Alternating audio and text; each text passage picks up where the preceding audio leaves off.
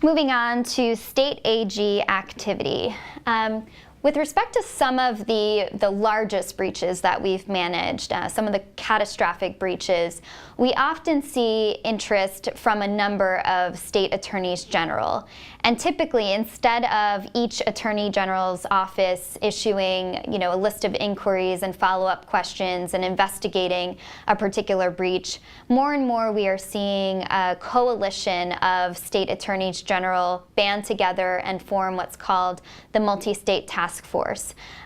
This has some advantages in terms of allowing an entity, a company who's been affected by a breach, to focus on a single set of questions and answer a bunch of AGs all at once.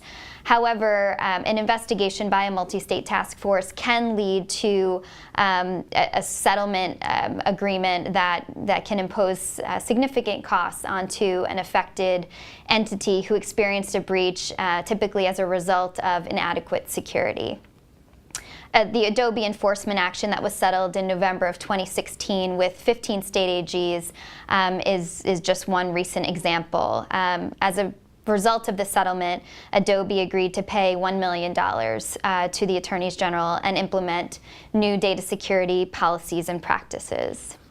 There's also, of course, individual state investigations, particularly when an entity is headquartered in a particular state or a large number of the affected population resides in a state.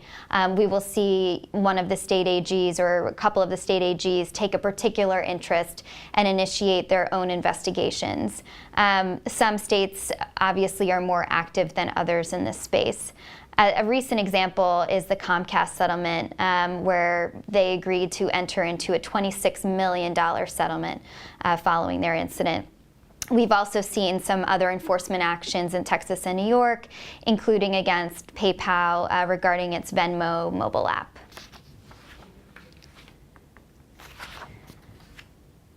With respect to at the FTC level, as I mentioned earlier, the FTC continues to use Section 5 authority to enforce privacy and cybersecurity issues. In recent past, in 2016 and 2017, we saw over 10 privacy and cybersecurity consent orders entered into with the FTC, with Vizio, InMobi, and ASUS. There also has been a push in recent months for the FTC to issue some additional guidance through its blog, and they've done this through what's called the Start with Security initiative. In each of these blog entries, the FTC sheds some light on various aspects of data security best practices. It's an interesting resource, I would say, particularly for small and medium-sized businesses who are trying to better understand what their obligations are with respect to data security.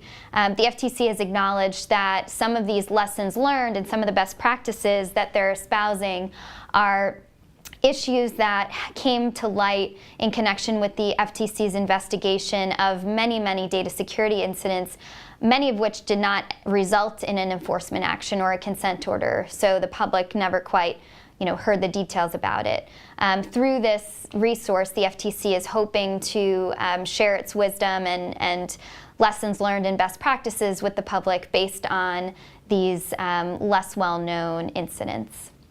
There's also been an increased focus on mobile device security, particularly in the security update space and patching space, as well as cross-device tracking issues. The FTC has also mobilized a ransomware workshop and paper acknowledging the serious impact and the serious threat that ransomware is posing more and more to our companies. There's also been a change in leadership following President Trump's election. He nominated as acting chair of the FTC Maureen Ohlhausen. Some speculate that the FTC will be shifting in a Republican direction, but we're not expecting a serious radical change with respect to security. Data security and privacy still remains a very, very high priority item on the FTC's agenda, and we don't expect that to change.